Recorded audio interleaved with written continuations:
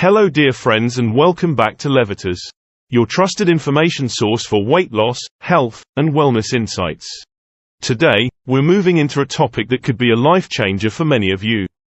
The reason walking is the king of fat loss. The power of walking for fat loss is amazing, and you will learn a lot about it in today's video.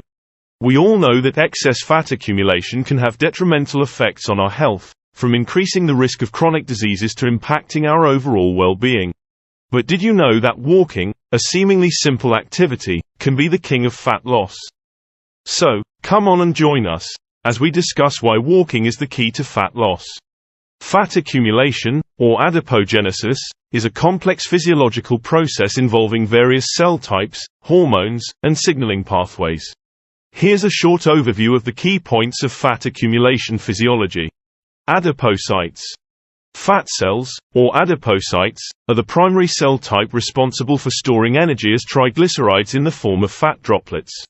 Adipose tissue. Adipose tissue is the body's main site for storing fat. It is found in subcutaneous depots that are under the skin, and visceral depots that are inside and around your organs. Lipogenesis. Lipogenesis is the process by which fatty acids are synthesized and stored as triglycerides in adipocytes. This process is stimulated by insulin and dietary carbohydrates. Lipolysis. Lipolysis is the breakdown of triglycerides into fatty acids and glycerol, which can then be used as energy by the body. Hormones such as adrenaline and glucagon stimulate lipolysis. Hormonal regulation. Hormones play a crucial role in regulating fat accumulation.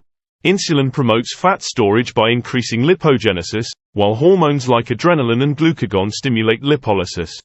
Energy balance. Fat accumulation occurs when energy intake exceeds energy expenditure over time. Consuming excess calories, especially from refined carbohydrates and fats, can lead to fat storage. Genetics.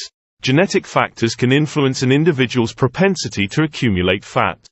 Variations in genes related to metabolism, appetite regulation, and fat storage can contribute to differences in body composition. Metabolic rate. Basal metabolic rate, or BMR, and overall metabolic rate influence fat accumulation. Higher metabolic rates can increase energy expenditure and help prevent fat gain. Dietary factors. The composition of the diet, including the types of fats and carbohydrates consumed, can impact fat accumulation.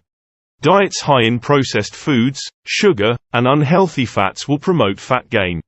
Physical activity. Regular physical activity can help regulate fat accumulation by increasing energy expenditure and promoting the breakdown of stored fat for fuel. Hormonal imbalances. Conditions such as insulin resistance, thyroid disorders, and hormonal fluctuations can disrupt the body's ability to regulate fat metabolism, leading to fat accumulation. Aging.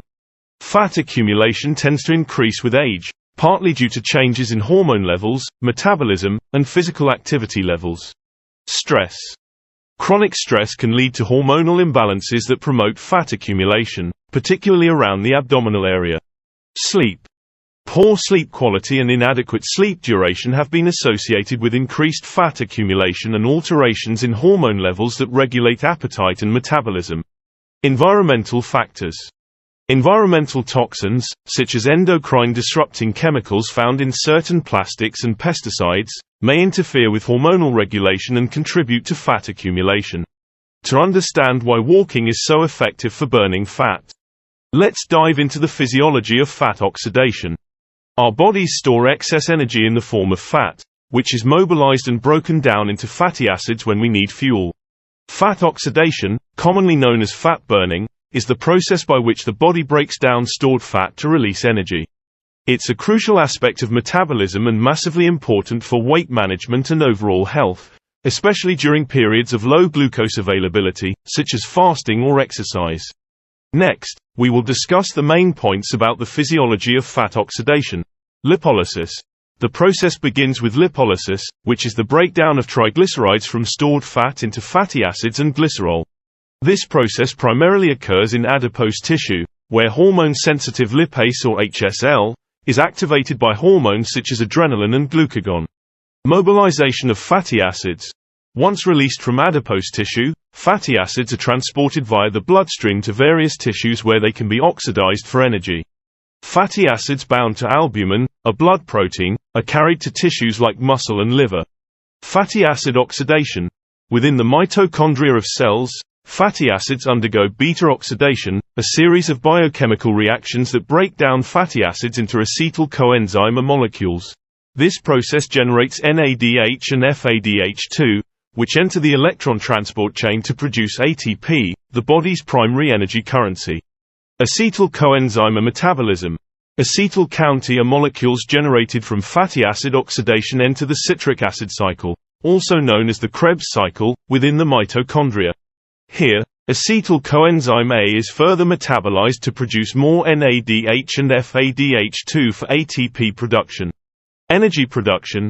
The NADH and FADH2 produced during fatty acid oxidation and the citric acid cycle enter the electron transport chain, where they donate electrons to generate a proton gradient across the mitochondrial inner membrane. This gradient drives ATP synthesis via oxidative phosphorylation. Regulation of fat oxidation. Fat oxidation is tightly regulated by hormonal and metabolic factors. Hormones like adrenaline, glucagon, and growth hormone stimulate lipolysis and fat oxidation, especially during periods of increased energy demand such as exercise or fasting. Insulin, on the other hand, inhibits fat oxidation and promotes fat storage. Exercise-induced fat oxidation. During exercise, fat oxidation increases to meet the body's energy needs, especially during low to moderate intensity aerobic activities. As exercise intensity increases, the reliance on carbohydrate oxidation may also increase due to its faster energy production rate. Substrate utilization. The body's choice of fuel, fats or carbohydrates, for energy production depends on various factors, including exercise intensity, duration, and individual fitness level. At low to moderate intensities, fat oxidation contributes a larger proportion of energy, while carbohydrate oxidation becomes predominant at higher intensities. Training adaptations.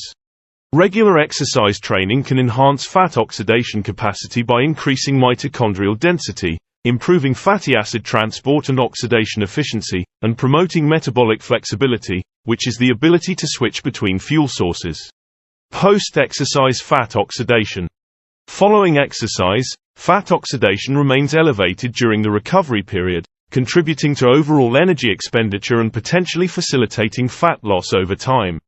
What makes walking so effective is that it taps into our body's natural fat-burning mechanisms, without a big stress response and cortisol release.